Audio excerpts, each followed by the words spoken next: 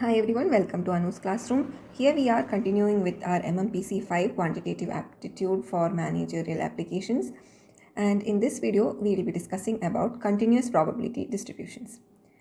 Some of the things that we will cover in this video are the basic concepts of continuous probability distributions, some important continuous probability distributions, and applications of continuous distributions.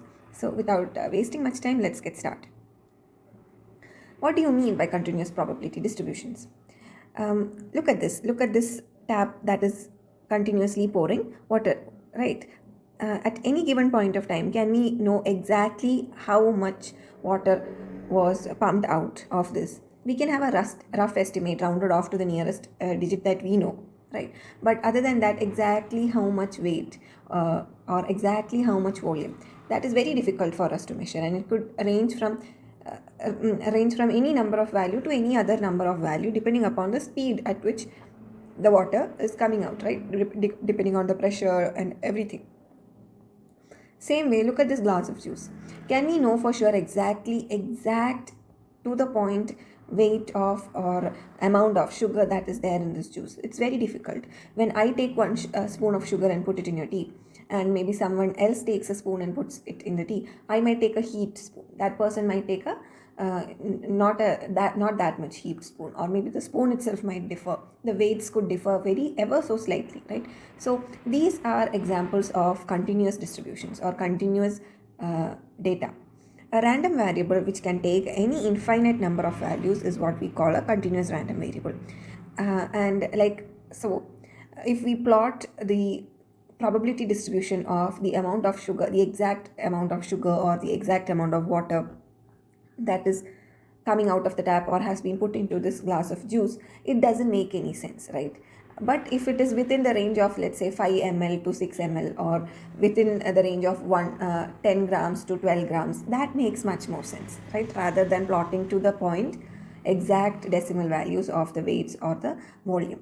So when we plot this probability distributions of such continuous variables, then that is what is called a continuous probability distribution.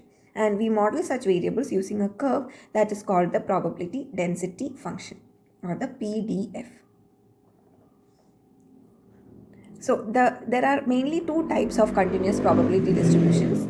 One is the exponential distribution and the other is the normal distribution.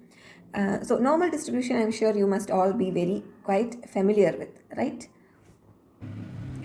If we are to plot a continuous probability distribution and it takes the form of a bell curve like this, then this is called a normal probability distribution.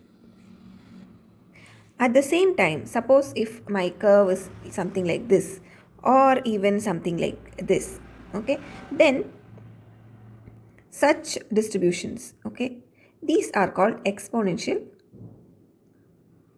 distributions. So these are the two major types of continuous probability distributions, exponential and normal. So an exponential distribution is often concerned with the amount of time until some specific event occurs. Like for example, the amount of time beginning from now until an earthquake happens, or some of the other examples where we can find exponential distribution are the number of bacteria there is in a said area, or radioactive decay, the occurrence of rare disease in a large population, such things. Whereas when you talk about normal distribution is also known as Gaussian distribution. It is kind of, as you have noticed, it is symmetric. It follows a bell curve, and if you are to draw a line cutting through the middle of that bell, you will find that both the regions to the left and right of that line which divided the curve, both of them are like mirror images of each other. They are symmetric, and it shows that, and the line which divides the curve into two exactly at the center, that is the mean. So it shows that the data near the mean is more frequent in occurrence than data that is far from the mean. And in graphical form, we call the normal distribution also as a bell curve. And some of the few examples of variables that tend to follow a normal distribution is the blood pressure, the heights of various people, or the age of people in a region or in a nation, things like that. they usually follow normal distribution. Whereas the amount of bacteria that there is, it follows an exponential distribution. Or radioactive decay, that is an exponential distribution.